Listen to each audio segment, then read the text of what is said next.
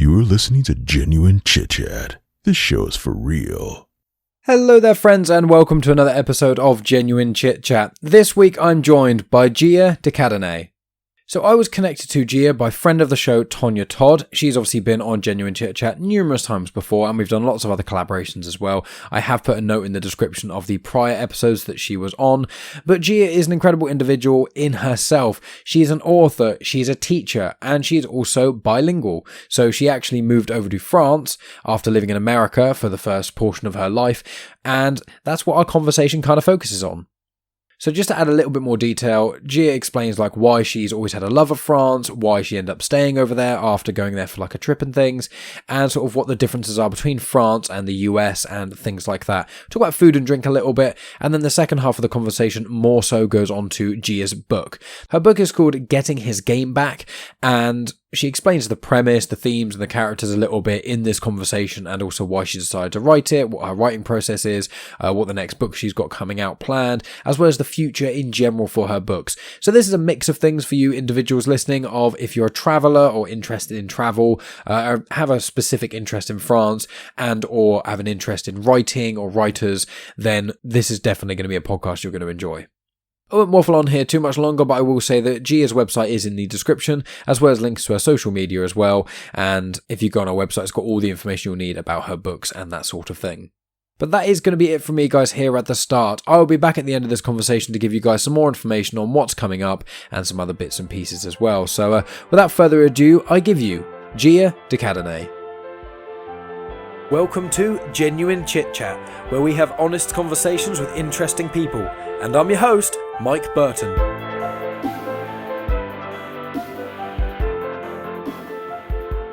And here we are once again. So I have got a wonderful guest for you lovely listeners, and this individual actually is connected to me via Tonya Todd, who is a friend of the show.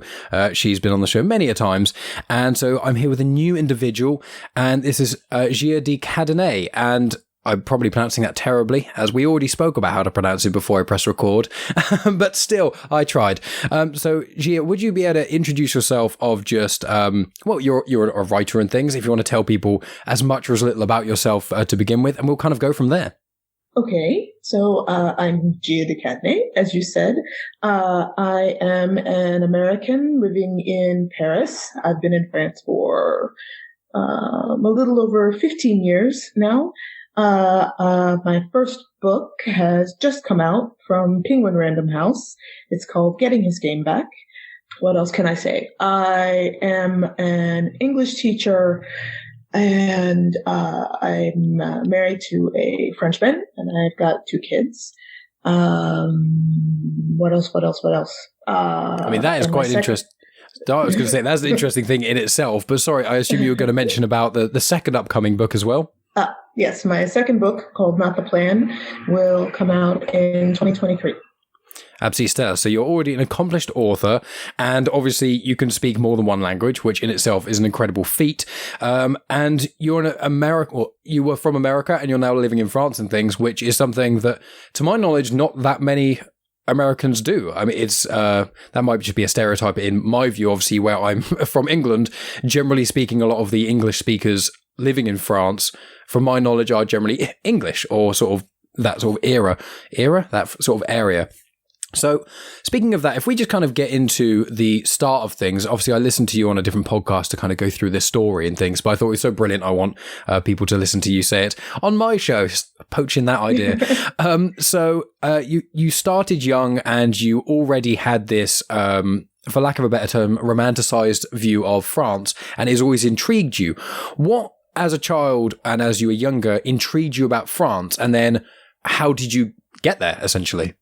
I don't know exactly why, but when I was 7 years old, I had my first French class, and I don't know if it was just a great teacher, because great teachers inspired our students, or if it was the language itself, but I fell in love with France, and I did not shut up about coming to France until I finally got the chance when I was 21. And my parents were like, please, for the love of God, go. We cannot take it anymore. Go. So I came to Paris for 6 weeks to study French, intensive study. And I absolutely loved it and absolutely hated it. It was the worst experience of my life. And so I went back to Florida. I'm originally from Florida. I went back to Florida. And so I was 21, finished my undergrad. I said, okay, I did that. I can move on with my life. I got a job in politics because I was at Florida State University, which is in Tallahassee, the capital. So I got a job in politics and I loved my job and everything was going great. But I still, this like inkling came back, this like small desire to go back to Paris and live there for at least a year. But I was like, no, I already did that. That's done. But it kept growing and growing and growing, this desire to go back. And but things in my life were like coming together. And then I realized, wait a minute, and my job is great. The next thing is I could end up meeting somebody and getting married. And what if I end up having this like regret that I didn't go back to France? What if I end up like I wake up one day and I'm married and I have kids and I look at my family and I feel like they kept me from this dream. So I said, all right, I better do this. And I'd also always had a dream to get my master's degree. Oddly enough, I didn't really care about the subject, but I was wanted a master's degree. So I found an American school because even though I had studied French for a long time, I didn't feel like my French was strong enough to get a master's degree in French. So I found an American school with a degree in political science, with the idea to go get my master's and then come back and go, my boss is going to hold my job for me, go get this master's, live in Paris for 2 years, get it out of my system and come back. So I got here in mid-September, and 6 weeks after it's important to say, I got here and everything went south. Everything went wrong. I had a job set up as an au pair, and the family turned out to be completely insane, to the point that I had to run away. And if you are a foreigner, a foreign student, finding an apartment, a place to live is a nightmare. It's practically impossible if you don't have someone in the country who can essentially be like your, the phrase is to sign for you, to like be like your reference. Yeah. Not just a reference, but willing to pay your rent if you don't pay. Like a dependent almost, I see. Yeah. Yeah. Like you like, and people who rent the apartments out look at you like you have 6 heads if you don't have someone who's willing to do that. They're like, how is it possible that you don't? You're like, well, I don't have. And even to the point you're like, I will pay, an extra deposit. They're like, I don't want your extra deposit. I want someone who's going to pay the entire rent for the whole year if you can. What do you mean you don't have someone to do that? So I ended up renting. And of course, my mother is in America losing her mind. Because I'm on the other side of the ocean with nowhere to live. And just, to add an extra layer of fun, I brought my dog with me. Not a big dog, but I brought my dog with me. So that made it even easier to find places to live. So I ended up renting a vacation apartment. So that's even more expensive. And, So like I said, I went to Florida State University, which is a huge American football school, like it's a religion. And so I finally got this apartment. Everything's finally settled. I turned on the TV on Saturday night and like I'm sitting there, I could breathe. And there's this game on the TV that looks like American football. But these men are insane because they have no protection on. They're wearing no pads, and they are plowing, and no helmets, and they are plowing into each other like maniacs. And I'm like, what is this madness? So I'm sitting there with my dog. I'm talking to him. I'm like, what is this? And the apartment happened to be just around the corner from a pub that I had gone to when I first came to France, and an English pub. And I said, okay, so I can either sit here with my dog, wondering what this insanity is on the TV, or I can go around the corner to the English pub and I can find someone to explain this game to me. So I run around the corner, and it's so funny. In later years, when I would tell this story, I remember one time I told the story, and there was this girl who said, how could you go to a pub by yourself as a woman? And I said, I crossed an ocean by myself as a woman. I think I can go to a pub. It's not that, if you're a woman and you're by yourself and you're going to go to a pub, go to the bar and like make sure the bartender knows you're by yourself. Like there's safety measures you can put into place. But so I go to this pub, and I did not realize that the match that I was watching, I didn't know that it was between France and New Zealand, and that this was a big match. So I walk into this pub and it's packed, and I kind of had a moment of like, oh wow, okay, a little intimidation. But so I went to the bar, and there was a female bartender, and we get to talking a little bit. And, so I do, and there's an older gentleman next to me, and so I start talking to him, and he's kind of explaining, but then there's a younger man next to me on the other side, and he doesn't agree with the way the older gentleman is explaining the rules. So he is explaining, and because the older gentleman was French and the younger gentleman was from New Zealand. So I'm having a good time. And then the match ends, and they start playing Suavemente, which is hilarious because I used to dance salsa in Florida. And I'm like, what are the odds that they're playing Suavemente?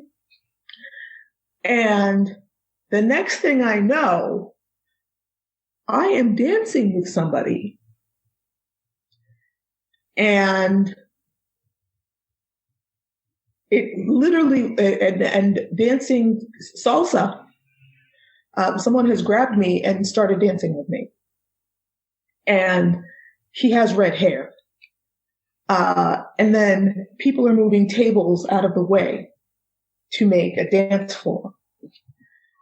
And the person is spinning me, and dipping me.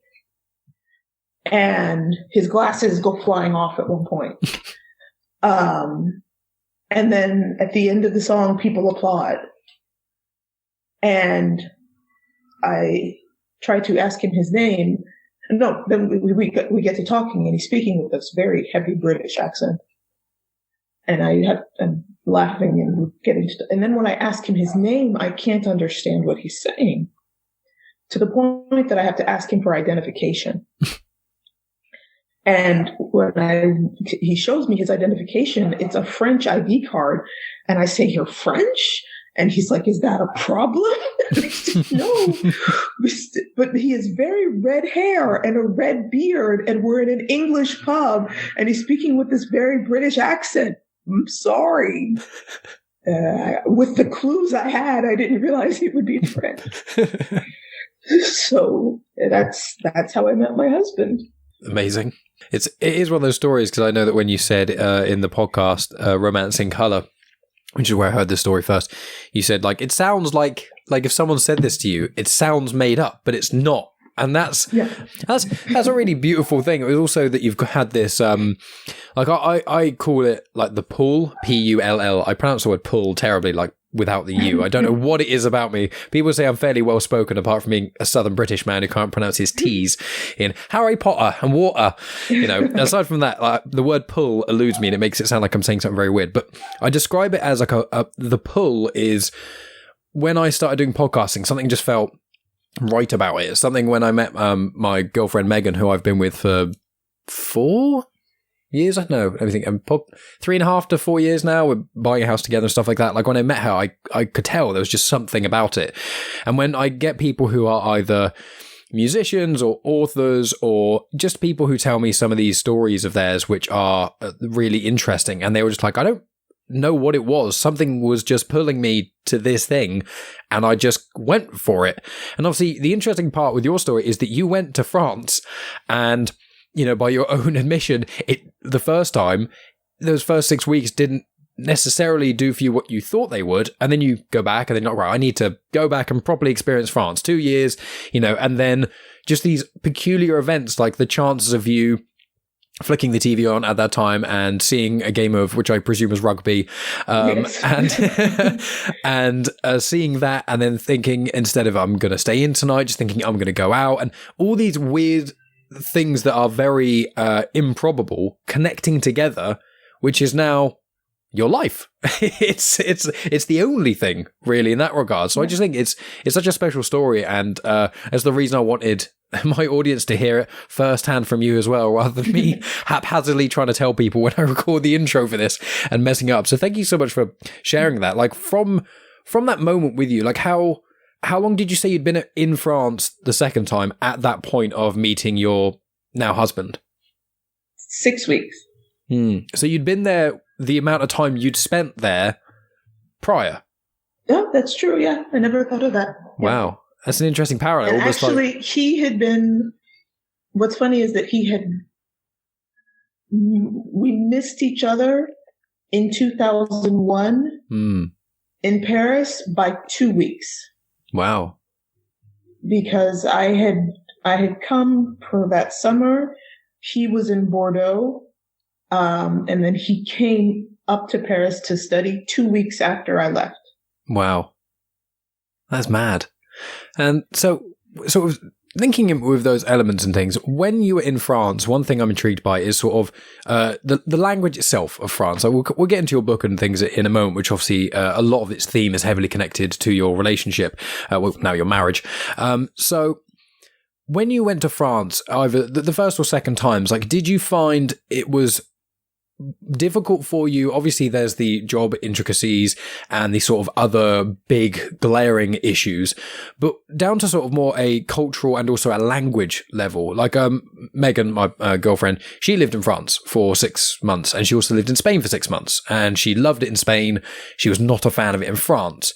She said that she just didn't managed to connect with many people when she was over there, and although she could speak French, she found it hard to connect with other individuals. I'm just intrigued that your experience of France in those first 6 weeks you were there the first time, and then the second time you were there, especially the 6 weeks as well, were the difficulties, did you find that the difficulties were there partly because of, was it partially language, or was it the French culture, or were there other elements of things that made you not specifically comfortable from the get-go, if you know what I mean?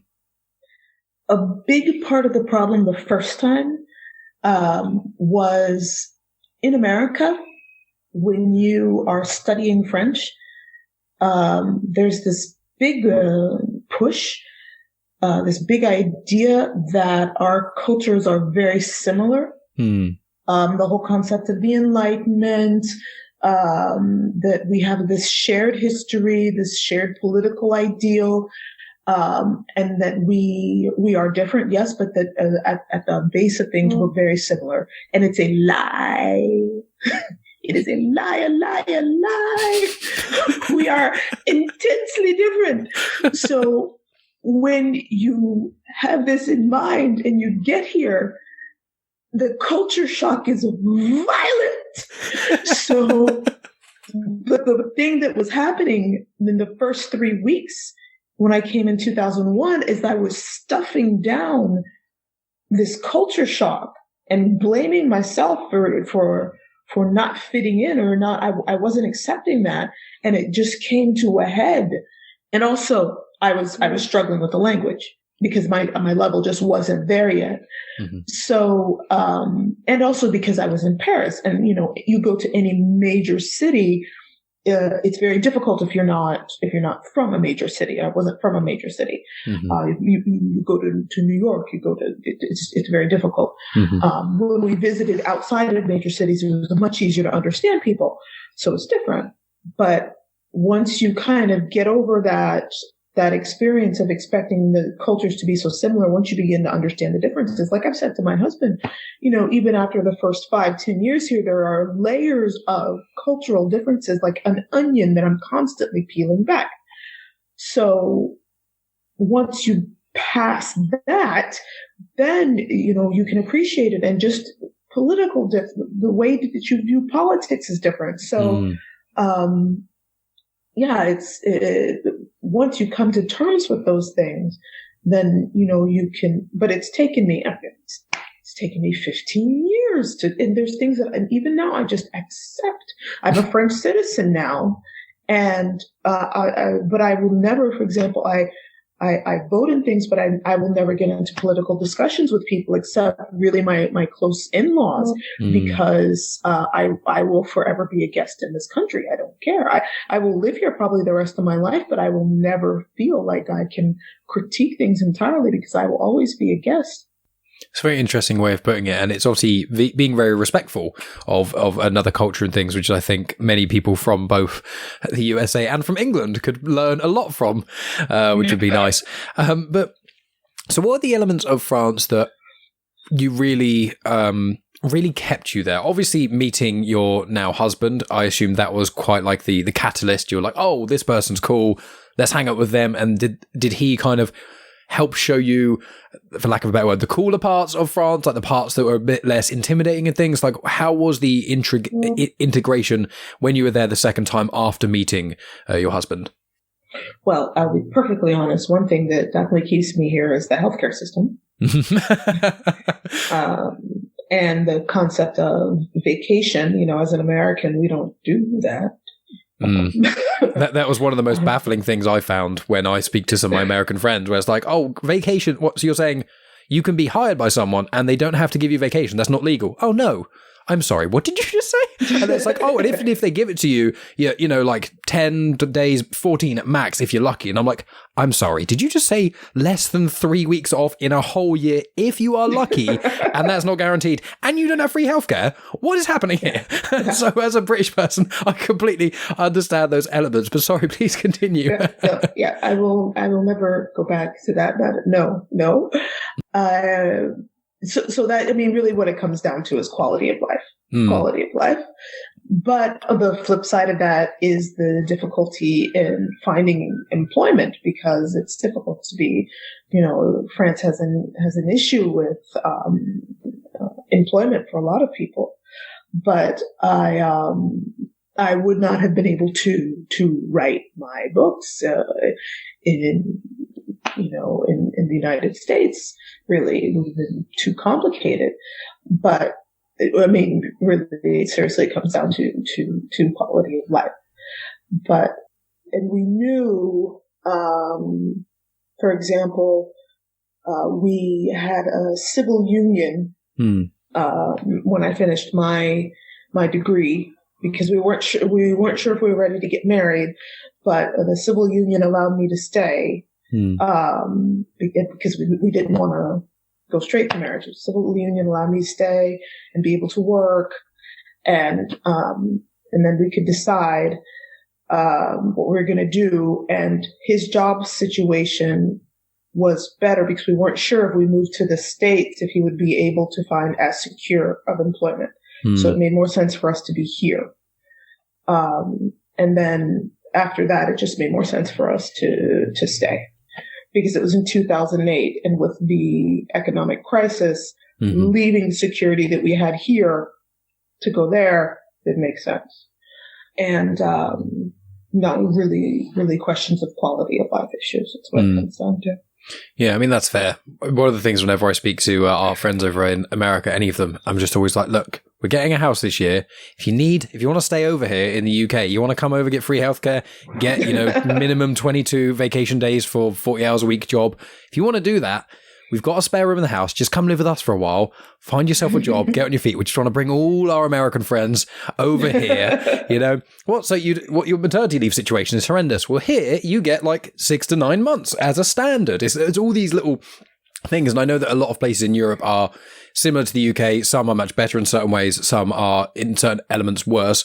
With France's system specifically, I don't know a huge amount about it. Obviously, as you've described, I think most places in Europe have the vague kind of baseline of similar levels of things, which is great. But so with the French culture, so what are the things about it that you specifically enjoy about not only when you were first exploring France and things in that sort of the 2 years before you knew it was a permanent thing, and to now, like what are some of the things that you love about living in France? Aside from, obviously, the quality of life's great, but I'm sure there are other elements of things. Like, for example, whenever I go to France, their food is amazing. Mainly the baked goods. I love the bakery. That's what I was going to say. My husband's family, we're eaters and drinkers. My husband started from the very beginning, Champagne Fridays. It's always champagne on Fridays. And when he first brought champagne to my apartment, like the first time, I was like, what are you doing? He's like, it's Friday. I'm like, yeah, okay. So there's champagne on Friday.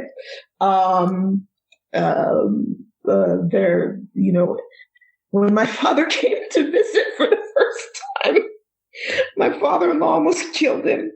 With the food and the drink, the alcohol, I don't say alcohol like that, but the number of bottles of wine and aperitif after. And my father pulled me, we were at my in-law's house in Bordeaux. My father pulled me aside in the living room, before when my father-in-law was bringing out,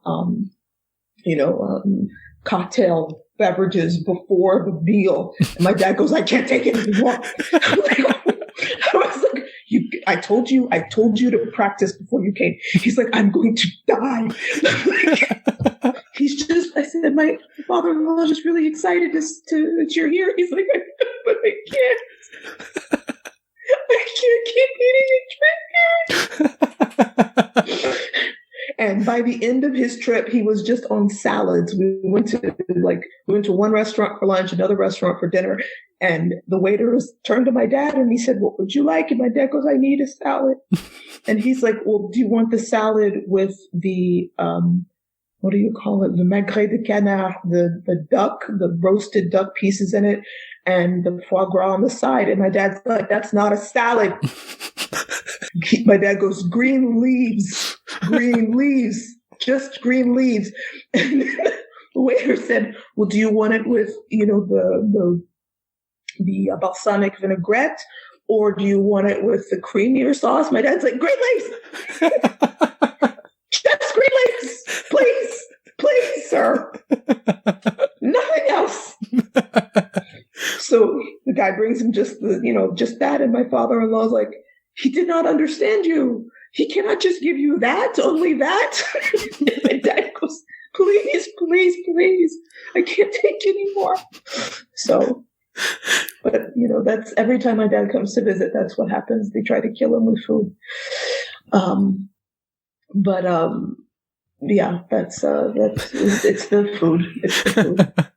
That's amazing because whenever me and Megan go to see her family, well, her dad is in Italy, her mum lives over here, and so it's her dad's side that are Italian, and they're from the north of Italy. And whenever I've spoken to other Italians, they're like, "Oh, the drinkers." It's like I jokingly call them mountain folk because they are the palest Italians you've ever seen. It's just like you think, "Oh, Italians, you've got quite a nice complexion." No, they live in the mountains. It's as bad as weather is in England, so it's just the same. And you go over there, and the amount they drink, but not in a It's not like everyone in Italy or France is drunk all the time. That's not it. It's just the culture. And it's like, okay, yeah, we'll go out have a coffee, maybe have a glass of wine with it. Okay, fair enough. And we'll go home.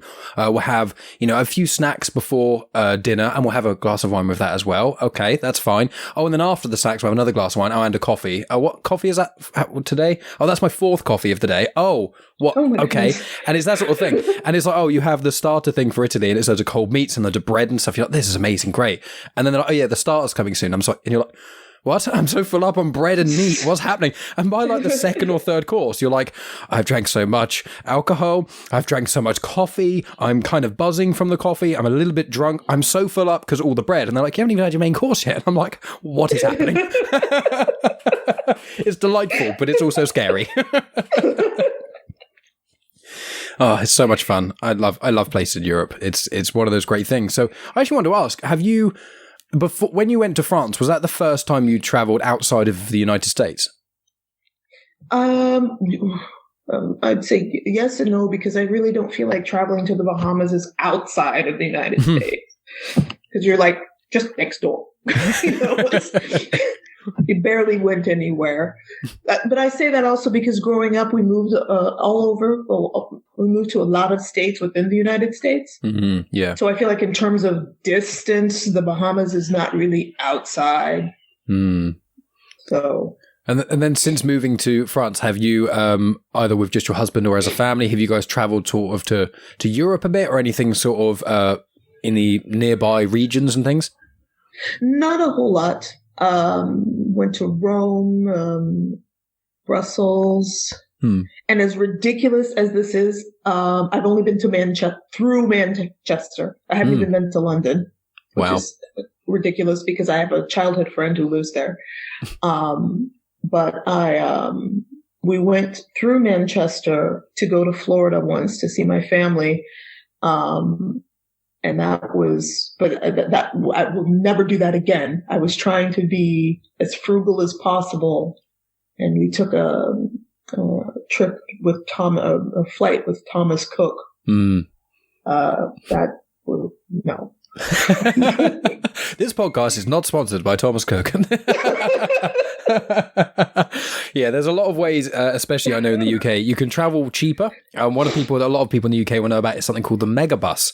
It's about £2 and you can sit on a bus and go almost anywhere. The problem is anywhere that you want to go is normally about 6 or 7 hours away. And because it's £2 for a bus seat, it is the tiniest, least comfortable seat on the whole planet with no facilities. So it's like, no, I'd rather just spend money and, not be trapped somewhere. So. Yeah.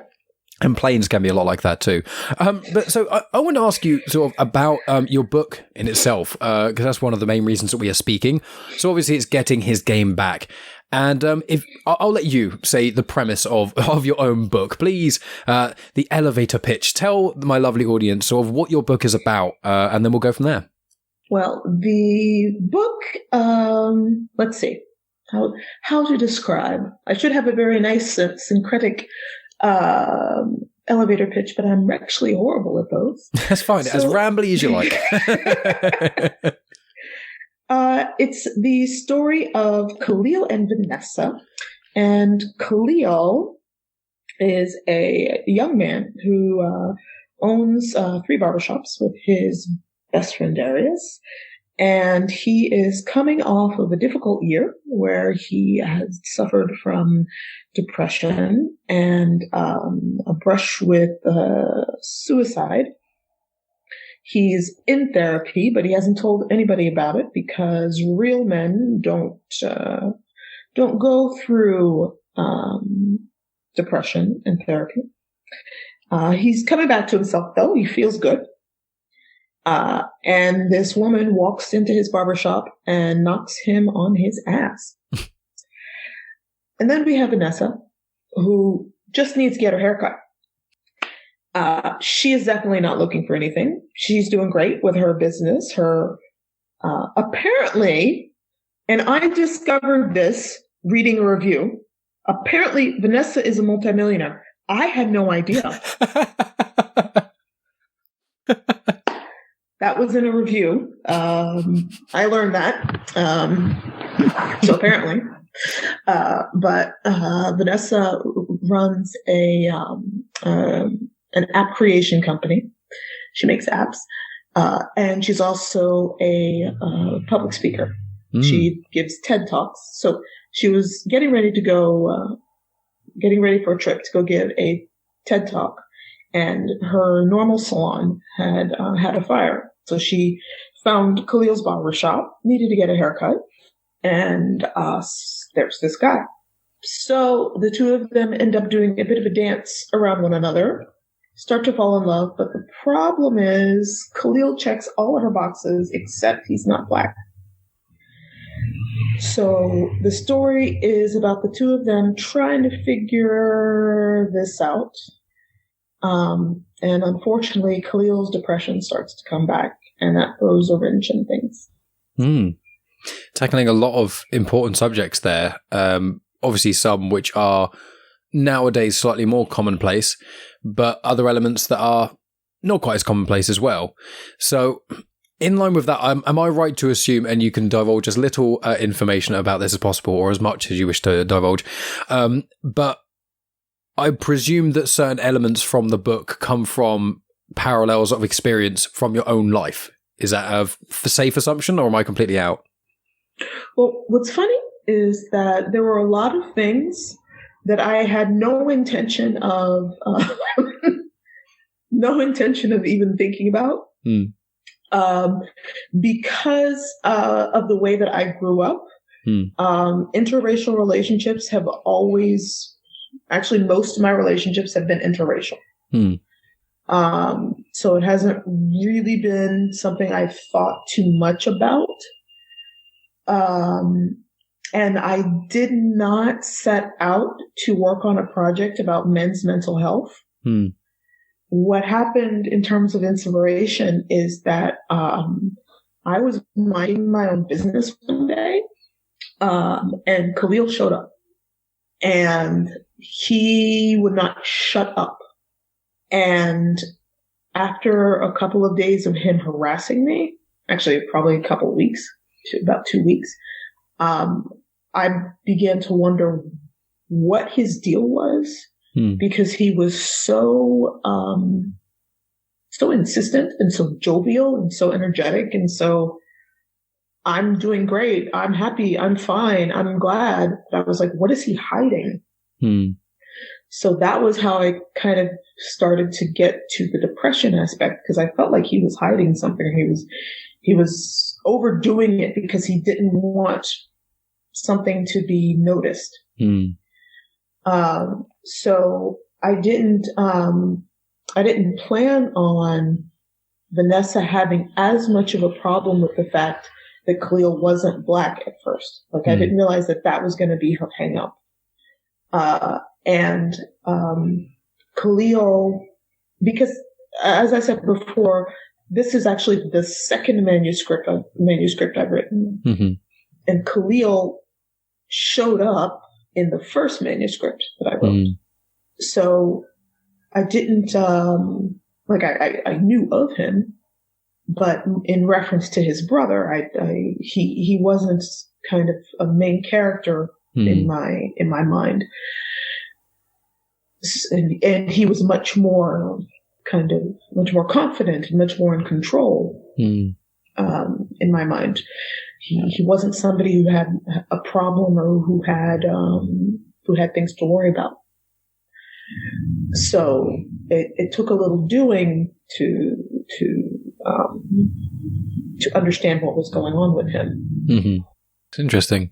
And so with that idea in mind, how do you explore a character that you have created? How does that kind of process work?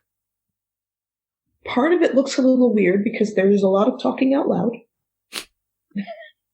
There's and talking out loud to the characters sometimes. One thing I do is maybe some authors might call it a character interview, or I know some people use an actual piece of paper where they have questions that they already have written down and they try to answer those questions. And this is going to sound maybe well, I do this even when I'm teaching, because I also, teach adults English. It's advice I give them when they're working they're doing listening comprehension. I tell them to watch like the BBC or France 24, which is a French 24-hour news channel. They have it in English, to do something with their hands while they're listening. So to try and kind of get the brain to work in a different way. I'll do the same thing. So I'll fold laundry, or if I'm doing the dishes, if I'm doing something manual, I'll do the sort of character interview out loud, just to get my brain working on it in a different way. So I'll ask questions. I'll, think of things, what doesn't make sense. Literally, like,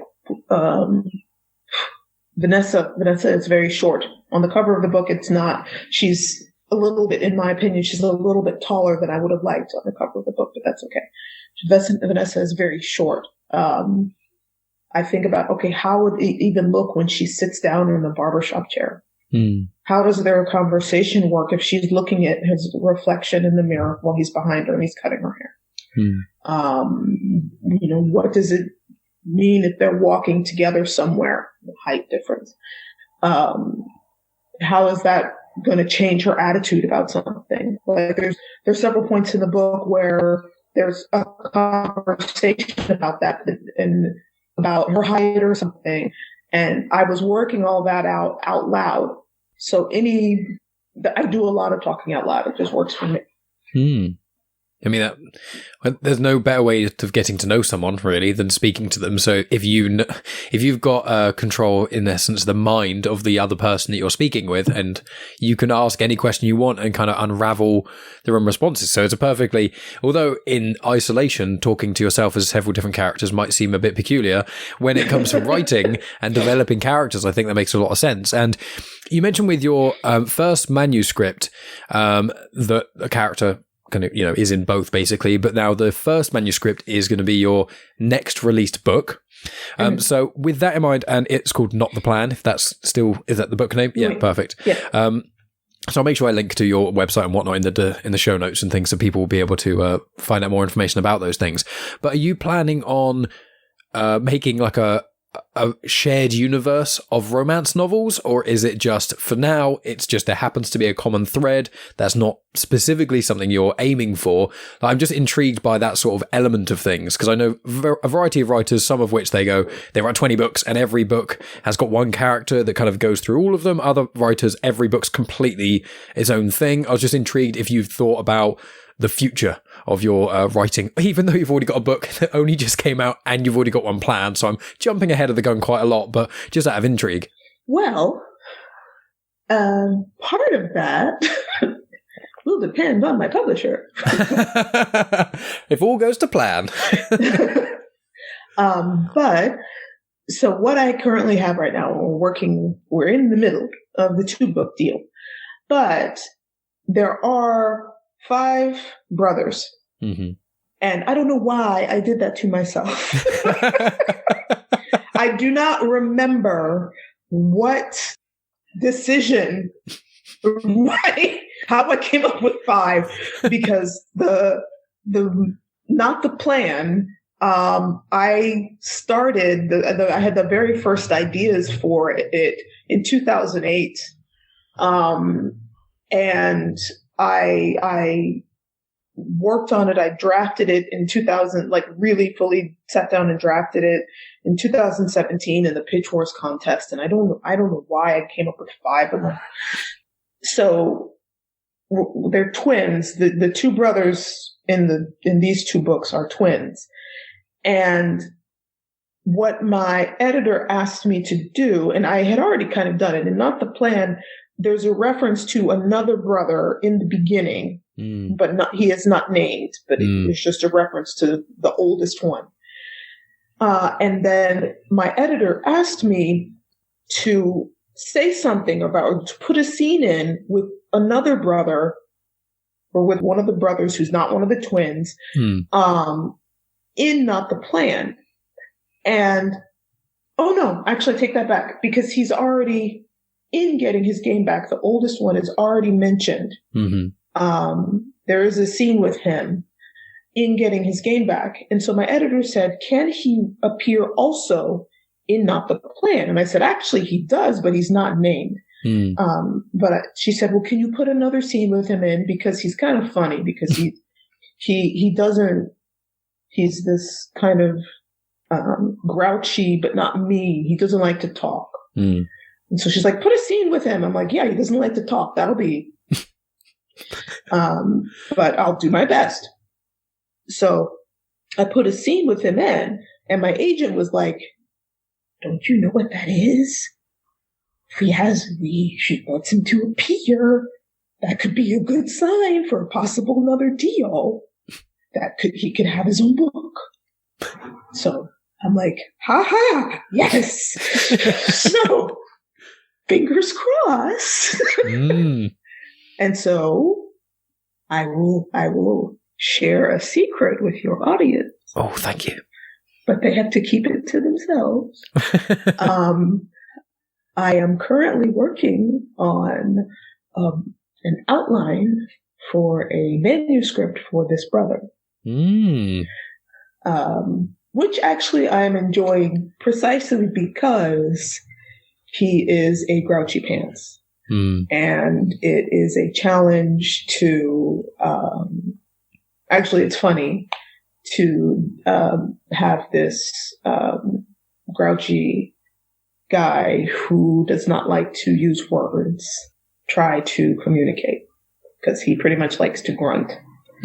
So I have to get him to communicate and be a romantic lead by grunting. I see.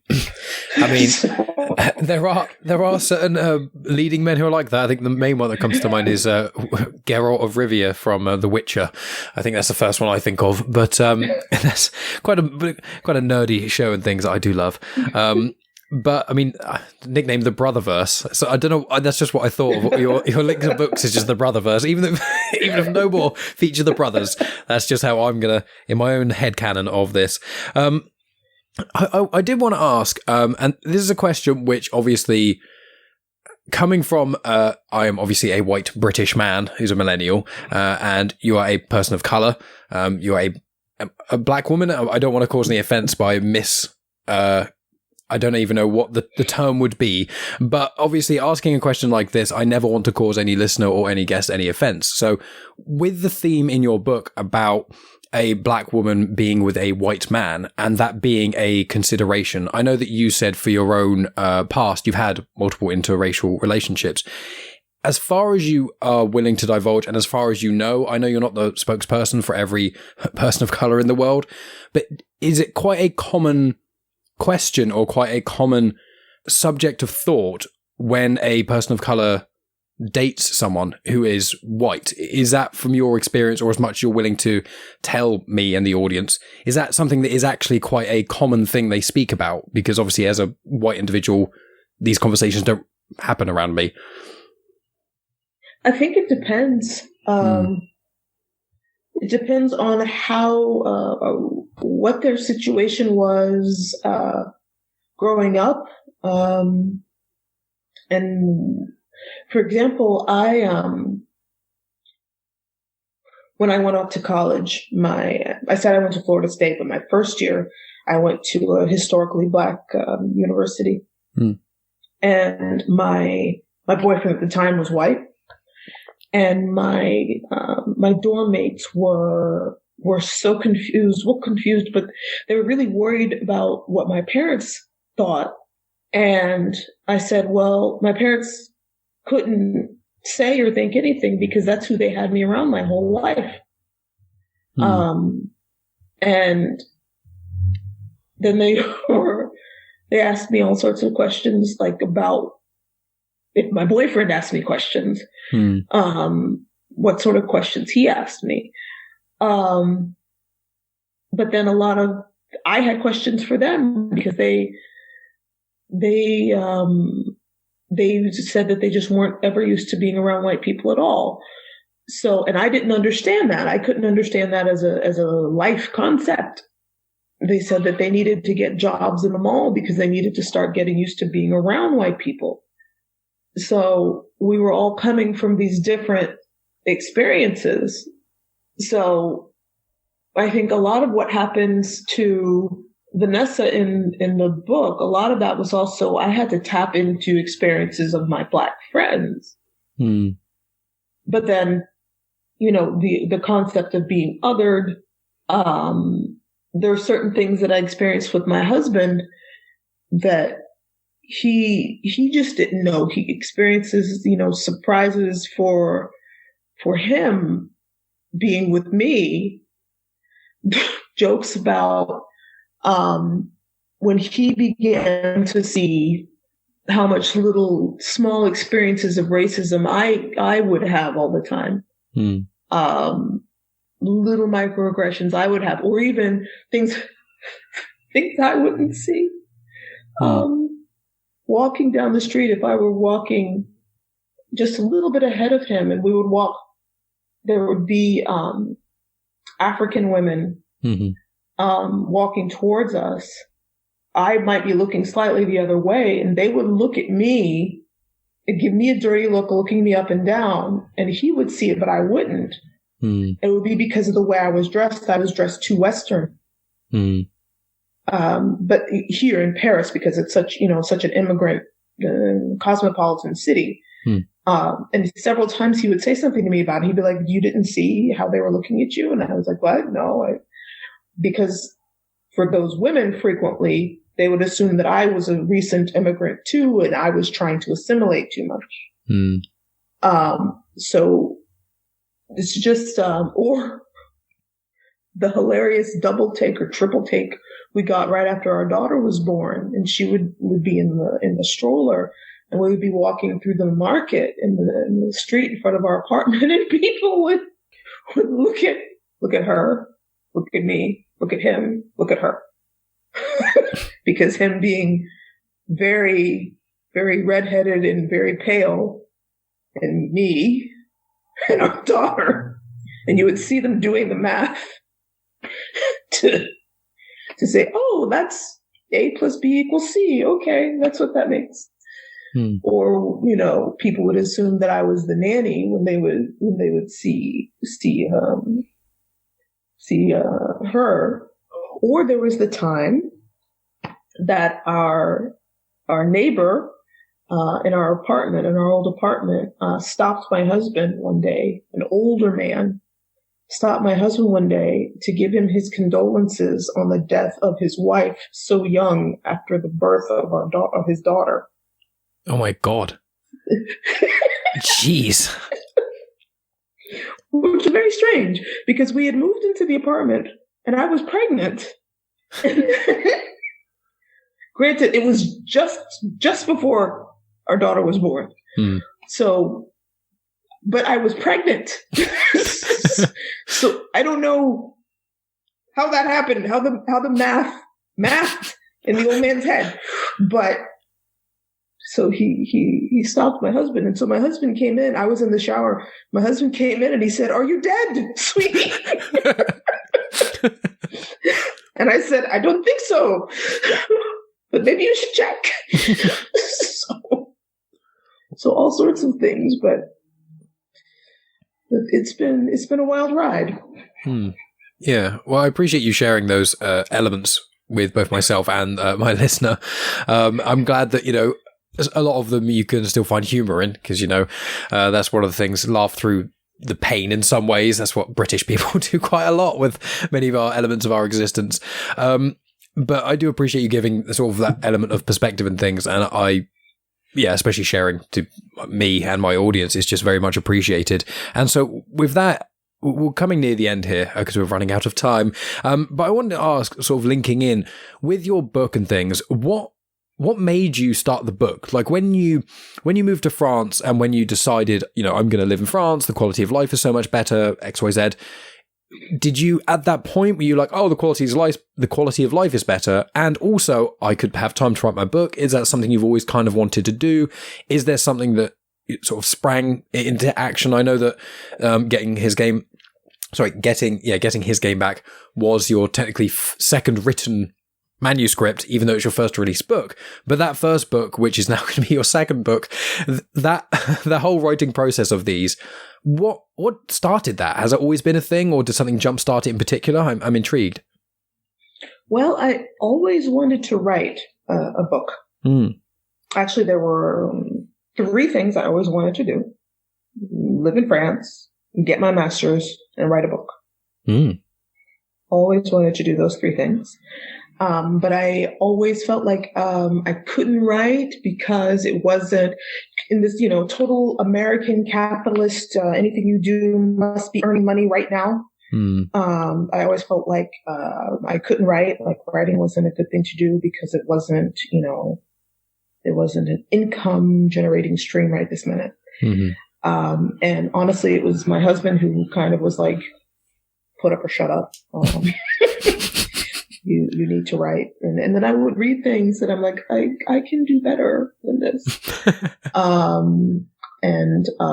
Finally I just did. And it was horrible. And I have good friends who read my horrible mess. And actually I even thanked one in the back of getting his game back for not divorcing me as a friend because I made her read my garbage.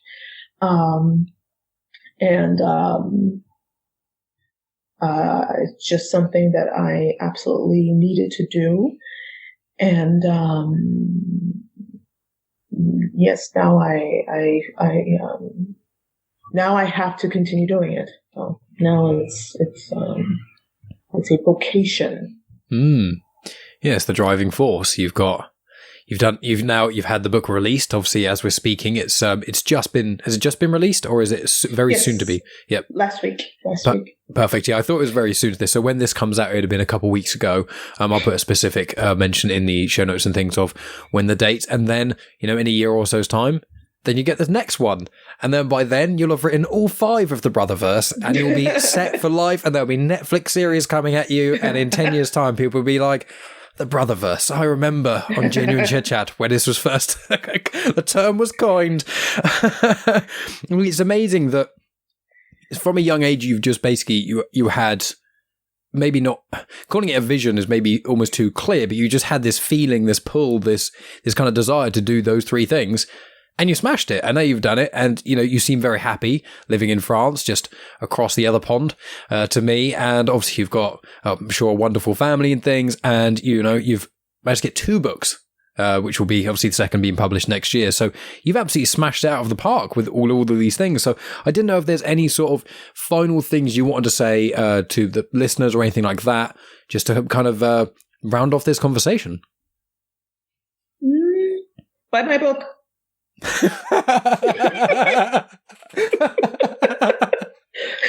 Oh, you know what? You don't have to buy it.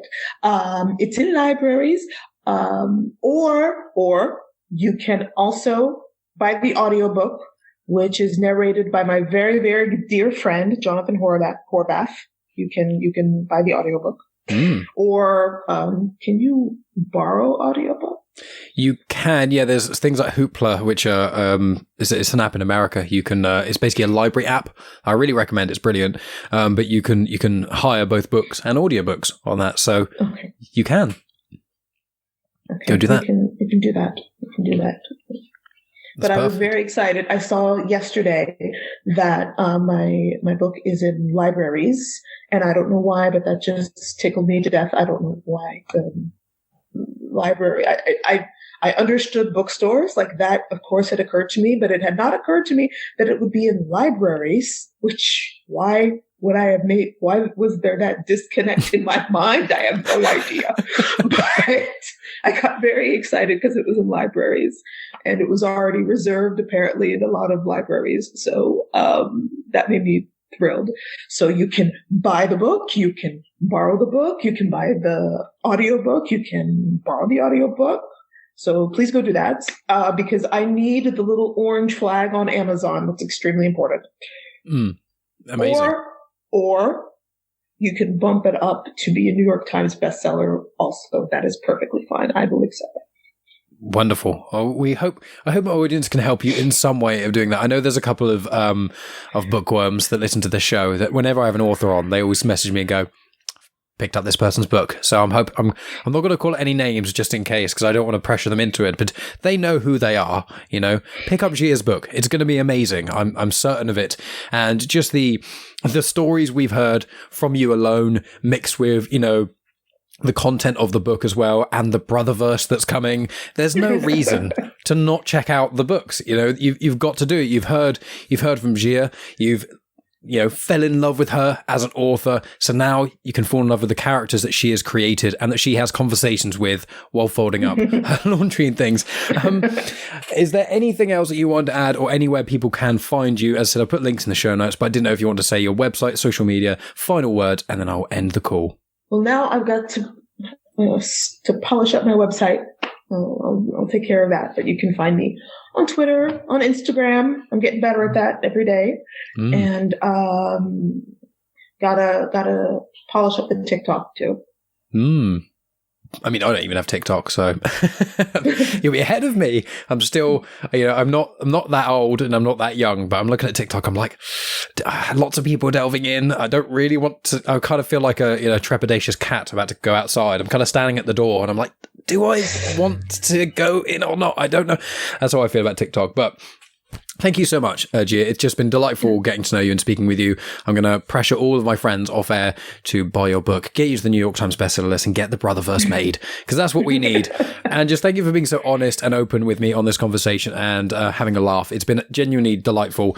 And when your next book comes out, you are an open invitation. You can come back on the show and promote it if you so desire as well. Thank you. Thank you. No problem at all. So this is where I will stop recording. Thanks again.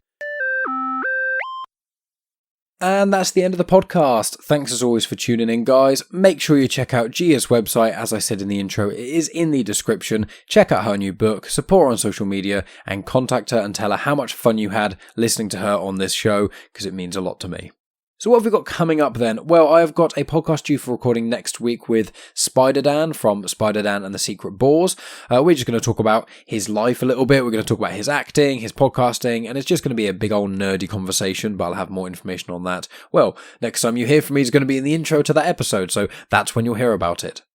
And on the coattails of that, myself, Spider Dan, and Rhea Carrigan have all got an idea that we're going to be doing over the next couple months or so. It's probably going to be the first episode recording in March, I imagine, where we're going to watch like Disney films and things and compare them to other stuff. First of all, it's going to be more of a optimistic, sort of happier one, where each of us, the three of us plus Megan, are going to choose a film that we really like that's an animated Disney film, and we're just going to compare them and talk about them. So it's going to be quite a nice, light-hearted film discussion with, I'm sure, many of strong opinions and things, and general hilarity that we always get with Megan, Rhea, and Spider Dan. So that's what you can expect from there as well. Some of the other guests I have got lined up, I can't fully talk about at the moment, because as I say, usually I don't like to say about guests unless they're returning guests or I've worked with them before, just in case things fall through, because that does occasionally happen. So got a few things in the pipeline that are very interesting. Got some more authors, got some musicians, got a few other bits and pieces of people involved in stuff. So I'm quite excited to release those things after I have recorded them.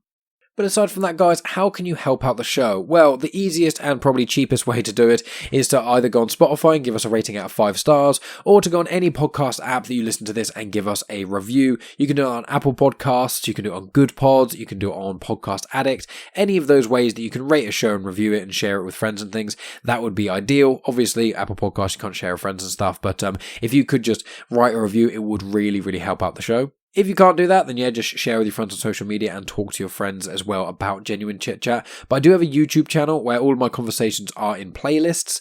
They are split into genres and stuff. Some of the conversations have got video in them. This one specifically doesn't, but normally the video is determined either by the quality of the video, the necessity for it, and also often the guest's own preference. So it can be a wide variety of reasons why I don't always release video on these things, but there's plenty of video. There's even a playlist called Conversations with Video, and then there's also plenty of other cool things there as well. I also upload my Star Wars Comics and Canon episodes on there, which also include spoiler-free Star Wars book reviews, as well as loads of other things. So if you're a big Star Wars fan, you can check out all my episodes of Star Wars Comics and Canon there. Even if you've never read a Star Wars comic in your life, I've specifically designed the show. So if you've never read a comic, or if you've read all the comics, there's still something to get from them, because I go through the plot details and the connections and things.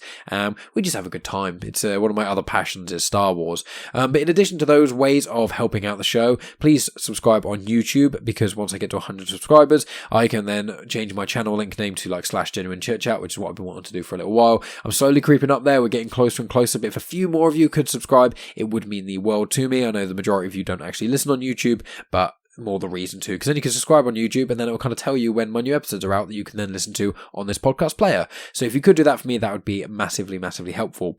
The other way that can help out the show massively is if you become a supporter on Patreon. That's patreon.com/genuine Chit-Chat, and for as little as £1 a month, which is about $1.50, you get access to hours and hours of additional content that you can't find anywhere else.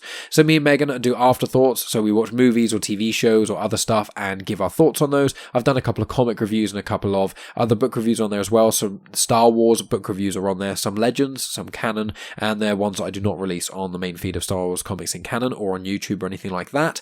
Also, me and Megan, we do spoiler-free film reviews for new films like Marvel stuff, and also we do spoiler-free reviews for series. So we've recently done Witcher Series 2, and we did Schitt's Creek a little while ago, and we're watching a few other things at the moment. But we're also doing a Tom Hanks sort of marathon rewatch.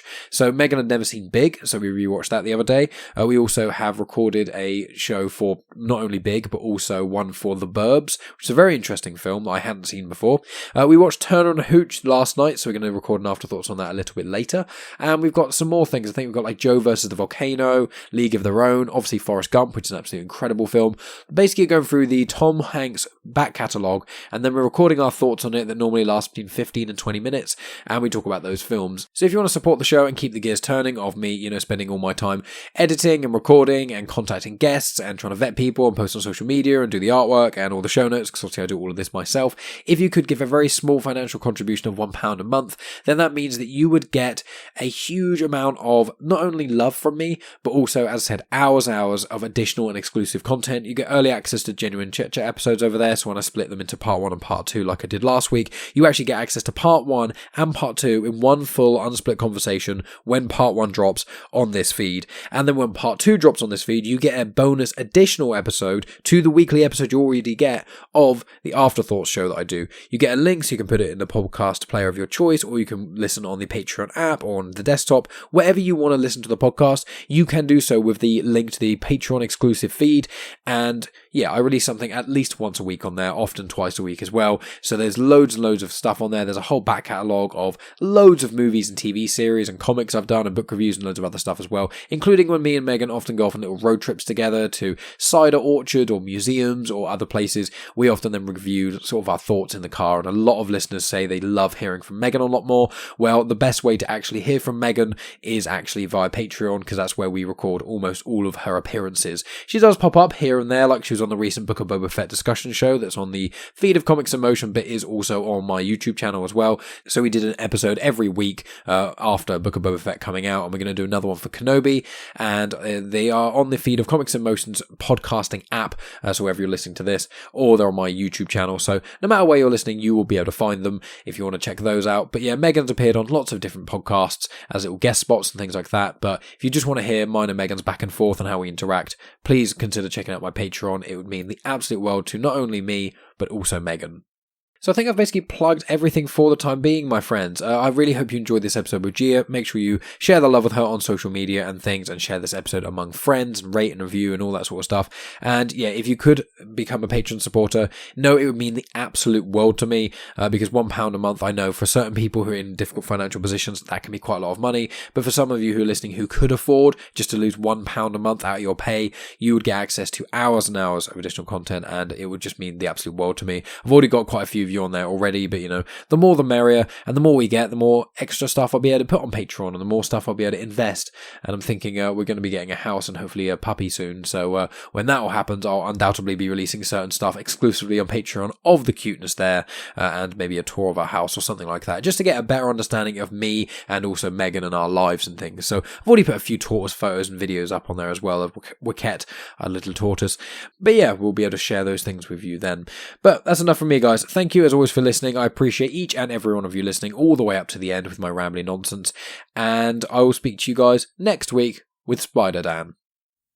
You have just experienced host, creator, everything elser of Genuine Chit-Chat, and also the host and creator of Star Wars comics and canon, found on the Comics in Motion podcast, Mike Burton.